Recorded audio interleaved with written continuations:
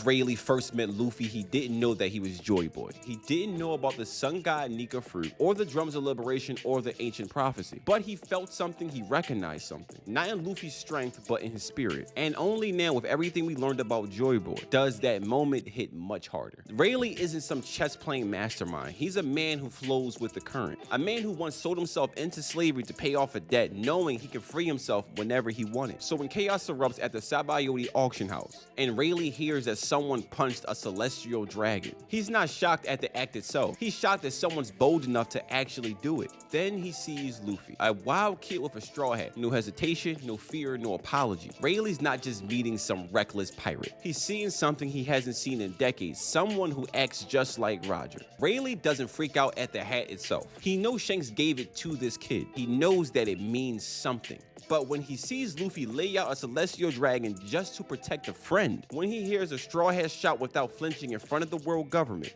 that's when it clicks. This is the one Shanks told me about, the one who inherited Roger's will, not by blood, but by fate. And that's when Rayleigh shifts from laid-back observer to guardian of destiny. Let's finally clear this up. People ask, why didn't the Marines take Rayleigh right there? They had Kizaru, the pacifistas, and Sentamaru. Why back down? Kizaru wasn't ready for that kind of fight. He came down to slap some rookie, not to trade blows with the Dark King. Even Kizaru said himself, "No one told me that Silver's Rayleigh was going to be here." That wasn't fear, that was respect. Strategic hesitation. Even Marines know that you don't casually throw blows with Roger's right hand. Here's the key point. Rayleigh didn't know that Luffy was Joy Boy. That term hasn't come up yet, but he knew inherited will. He knew fate when it moved. He sailed with the man who almost became Joy Boy. And now, years later, here comes a boy who would have done everything Roger would have done, but with the fruit that Roger never had. Rayleigh saw the echoes of Roger in Luffy. No imitation, no nostalgia, but evolution. That's why he helps Luffy, that's why he trains him. Not because he knew what Luffy would eventually become, but because he believed in who he already was. Go back to Sabaody. Watch Rayleigh see Luffy. Watch his body language shift. Watch the moment he decides to step in, risk his life, and confront an admiral. He wasn't just protecting some reckless kid. He was choosing to believe in the next era. And what we know now about Joy Boy, Nika, and the full weight that Luffy bears,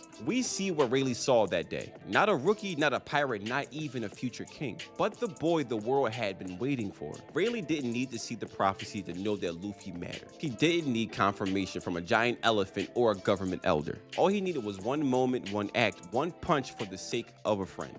And he knew this boy is going to change everything. What do you think? Was Rayleigh the first person to truly see what Luffy was becoming? Let me know what you think in the comments. Like, comment, and subscribe for more One Piece deep dives. More to come, because in this world, everything hits harder when you look at them from a different angle.